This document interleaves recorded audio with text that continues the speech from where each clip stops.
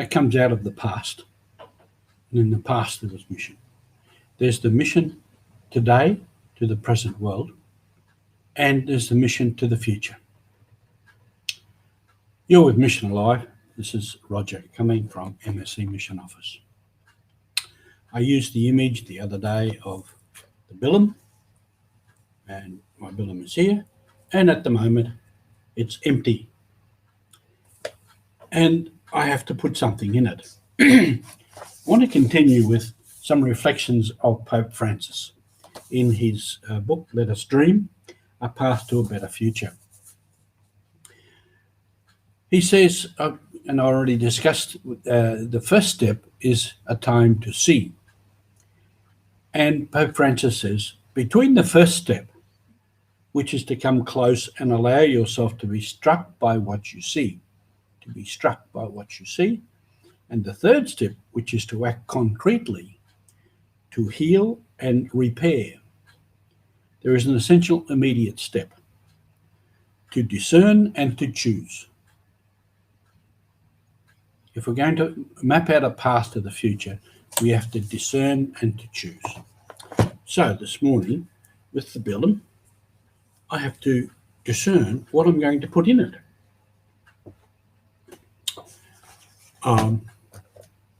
Perhaps today, one essential thing is a mask, the present pandemic.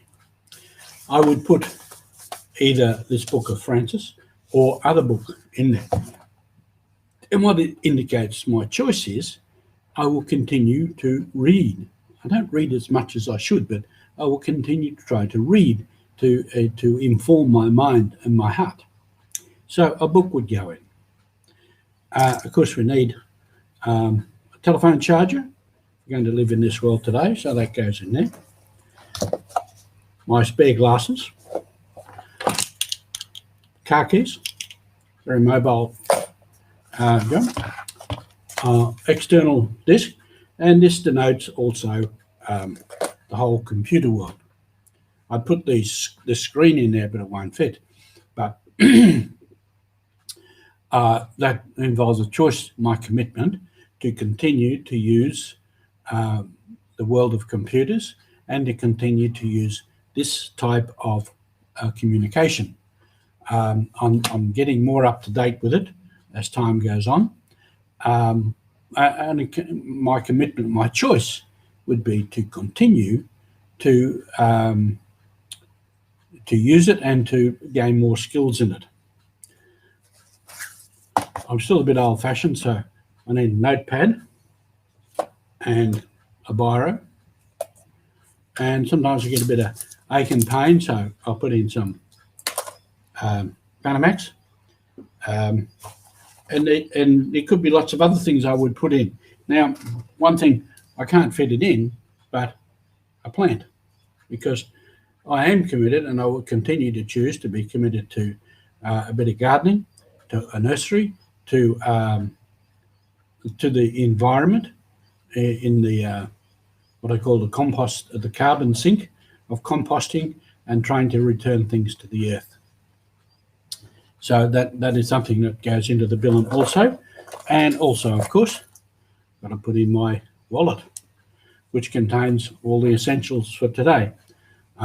License, all the bits of plastic we have to have, all kinds of plastics that link up to the internet world and all that sort of stuff. So there are many things we have to choose about our future. What am I going to take into the future? Having got rid of perhaps a lot of rubbish, so what am I going to take into the future? What do I need? Francis has some other reflections which I'll read a bit. He says, a time of trial is always a time to distinguishing the path of the good that lead to the future from other paths that lead nowhere or backwards. With clarity, we can better choose the first. So what is the path to the future for us? And he says also that we need for this step not just an openness to reality, but a robust set of criteria to guide us. What is going to guide us in this choice? He suggests knowing we are loved by God, called to be a people in service, and solidarity. Each of those contains a lot. Knowing we are loved by God. I am loved by God, which gives me confidence, surety, and the strength to go forward. Knowing we are a people. We are people on mission. We are people chosen for mission. We're not on our own. As much as we might like to criticize the institution and many things, we are a people first and foremost. And that also gives us strength and courage. And solidarity, which is solidarity with each other and with the world and with people in need. And that is very important. And here at the Mission Office, we try to live that out by all our projects overseas for many things. And to be here for people who have greater needs, and that's solidarity. So going into the future then, we need to choose. And Francis also gives us another little thing. In the choosing, what do we need in the choosing? We need a healthy capacity for silent reflection. Be able to sit silently, to reflect on life,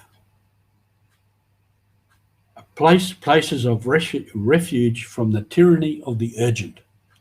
Today's world, particularly in the Western world, everything is urgent, and we rush, run around doing things. Most of all, we need prayer. To hear the prompts of the Spirit and cultivate dialogue in a community that can hold us and allow us to dream. Cultivate dialogue in a community that can hold us and allow us to dream. And we need to be able to hold each other and allow each one to dream. Thus armed, we can read right the signs of the times and opt for a way that does us all good. So it's not a future to be rushed into.